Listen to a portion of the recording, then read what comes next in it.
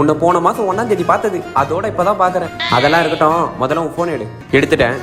வண்டி EMI ஒரு 3500 ரூபாய் இருக்குல்ல, அதை கட்டுப்பா. கட்டிட்டேன்பா. ஃபோன் EMI 3500 ரூபாய் கட்டு. அது கொஞ்சம் பொறுமையா ஒரு 2 நாள் கழிச்சு கட்டுவோம். அவன் பவுன் சார்ஜஸ் 500 ரூபாய் போடுவான், அதை கடன் வாங்கி கட்டிக்கோ, என்கிட்ட வராது. இப்பவே கட்டிடுறேன். கட்டியாச்சுப்பா.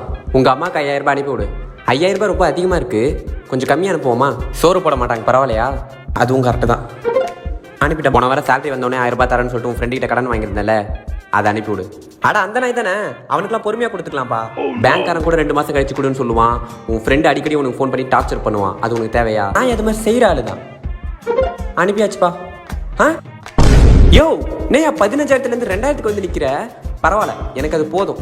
ஊரில் இருக்கிற மொத்த தள்ளுவண்டி கடையிலையும் போய் சாப்பிட்றோம், மாஸ்க் காட்டுறோம். அந்த 2000 ரூபாய் நீங்கள் சாப்பிட்றது கிடையாது, உங்கள் வண்டி சாப்பிட்றதுக்கு. புரியல? பெட்ரோலுக்கு பேக் டு ஃபார்ம்.